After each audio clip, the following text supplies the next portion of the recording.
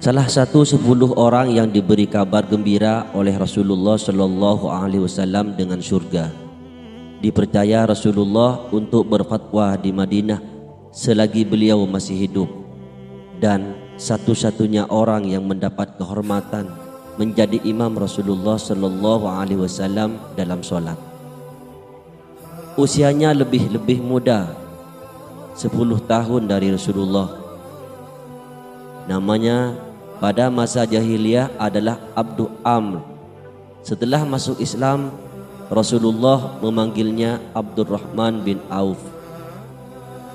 Nama lengkapnya adalah Abdurrahman bin Auf bin Abdi Manaf bin Abdil Haris bin Zuhrah bin Kilab bin Murrah Al-Quraisy Al-Zuhri. Nasabnya bertemu dengan Rasulullah Shallallahu Alaihi Wasallam pada Kilab bin Murrah. Kunyahnya adalah Abu Muhammad, sedangkan julukannya Asy-Syadiq Al-Bar, orang yang jujur dan banyak berbuat kebajikan. Ibunya bernama Asyifah binti Auf bin Abduh bin Haris bin Zuhrah.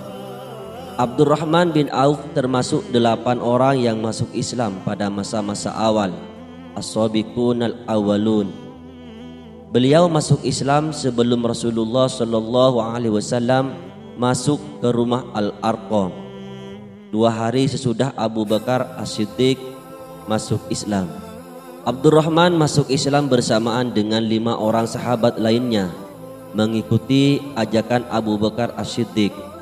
Mereka adalah Abdurrahman bin Auf, Abu Ubaidah bin Al-Jarrah, Utsman bin Mas'un, Ubaidin bin Al-Haris, serta Abu Salamah bin Abdul As'ad, saudara susuan Rasulullah Shallallahu Alaihi Wasallam dan mantan suami Ummul Mukminin Ummu Salamah.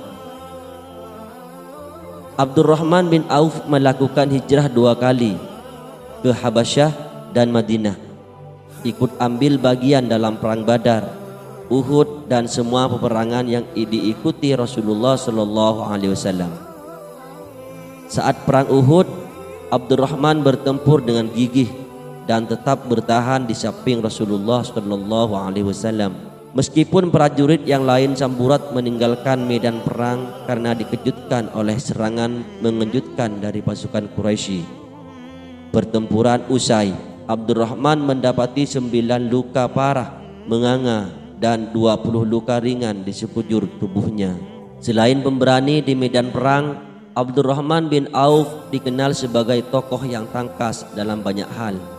Bahkan Umar bin Khattab menyebutnya sebagai Dzurra'i, orang yang cerdas dalam memandang sesuatu. Maka Umar pun berpesan menjelang wafat, bila dalam rapat pemilihan penggantinya terjadi suara imbang, maka pilihlah orang yang didukung oleh Abdurrahman. Keyakinan Umar ini terbukti. Abdurrahman betul-betul menjadi bintang rapat selama sidang pemilihan khalifah mengganti Umar radhiyallahu an. Abdurrahman bin Auf terlihat sebagai anggota yang paling tangkas menawarkan solusi-solusi. Maka beliau akhirnya didaulat oleh peserta sidang yang lain untuk menentukan pilihan mengenai siapa yang paling layak menjadi khalifah, antara Utsman bin Affan dan Ali bin Abi Thalib. Dari semua ketangkasan itu, yang paling menonjol pada Abdurrahman bin Auf adalah ketangkasan dalam berbisnis. Jiwa saudagar mengalir deras dari darahnya saat hijrah ke Madinah. Rasulullah Shallallahu Alaihi Wasallam mempersaudarakan Abdurrahman bin Auf dengan Sa'ad bin Ar-Raba, salah satu sahabat Ansor yang kaya dan terpandang di Madinah. Semua orang Ansor tahu bahwa aku orang yang paling kaya di sini, kata Sa'ad menyambut saudaranya baru itu. Separuh hartaku untukmu, dan perhatikan 2 istriku.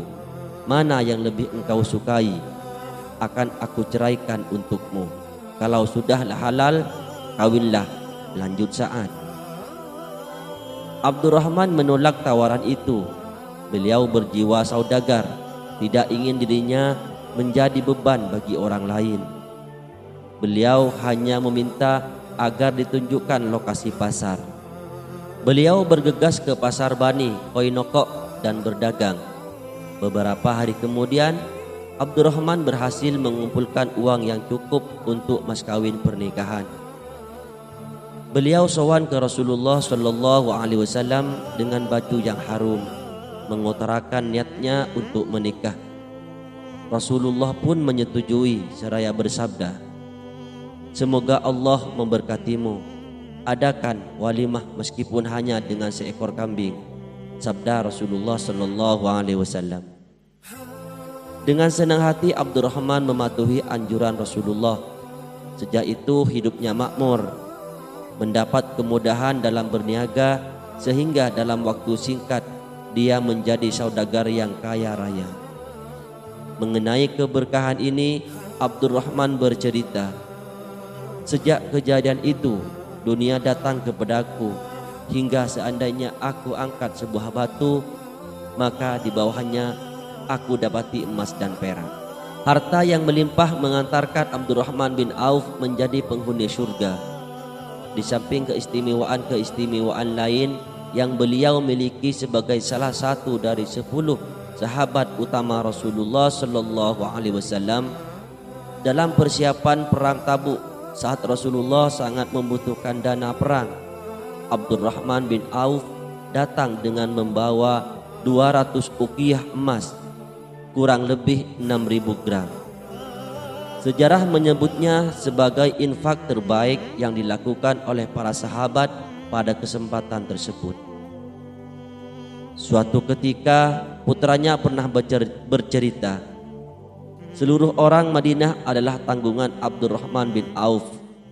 Sepertiga dari mereka beliau beri hutang, sepertiganya lagi beliau bayari utangnya, sepertiganya lagi beliau menyambung tali persaudaraan dengan mereka, membantu kebutuhan mereka. Mengenai kedermawanan Abdurrahman, Sayyidah Aisyah pernah menyatakan, "Allah meminumkan mata air surga untuk ayahmu, Abdurrahman." Menjelang wafat, Abdurrahman memang berwasiat agar kebun kesukaannya diberikan kepada istri-istri Rasulullah. Ketika dijual kebun itu laku 400.000 dirham atau lebih dari 1 juta gram perak. Menjelang wafat itu, Sayyidah Aisyah menjenguknya. Tubuhnya terbujur lemah di atas ranjang. Ummul Mukminin menawarkan mungkin beliau berkenan dimakamkan di sisi Rasulullah Sallallahu Alaihi Wasallam, Abu Bakar As-Siddiq dan Umar bin Khattab, tempat yang dulu merupakan kamar Sayyidah Aisyah. Abdurrahman menolak tawaran agung itu. Mungkin beliau merasa malu mengangkat dirinya kepada derajat seperti ini. Apalagi beliau memang terikat janji dengan Utsman bin Mas'un bahwa siapa di antara keduanya yang meninggal dunia lebih akhir, maka dia dikuburkan di dekat sahabatnya. Di detik-detik akhir hidupnya, kedua matanya basah dan dengan suara lirih beliau berkata dengan cemas, "Sesungguhnya aku takut tertahan untuk berjumpa sahabat-sahabatku karena banyaknya harta yang aku miliki." Sesaat kemudian hatinya menjadi tentram dan wajahnya berbinar-binar dengan cahaya, seolah-olah beliau mendengar suara sabda Rasulullah Sallallahu Alaihi Wasallam di masa lalu, "Abdurrahman bin Auf masuk surga." Sepertinya beliau mendengar janji Allah Subhanahu wa Ta'ala, yang artinya orang-orang yang menafkahkan hartanya di jalan Allah, kemudian mereka tidak mengiringi infaknya dengan menyebut-nyebut pemberiannya dan dengan tidak menyakiti perasaan si penerima, maka memperoleh pahala di sisi Rabb mereka. Tidak ada kekhawatiran terhadap mereka dan tidak pula mereka bersedih hati. Quran Surah Al-Baqarah ayat 2. Beliau pergi meninggalkan gemerlap dunia dalam usia 75 tahun. Beliau meninggalkan warisan yang banyak untuk 4 orang istri, 28 putra dan 8 putri. Dan beliau juga meninggalkan wasiat 40.000 dinar untuk para veteran Badar, 50.000 dinar dan 1.000 unta untuk jihad fisabilillah. Juga harta yang begitu banyak untuk para istri-istri Rasulullah sallallahu alaihi wasallam.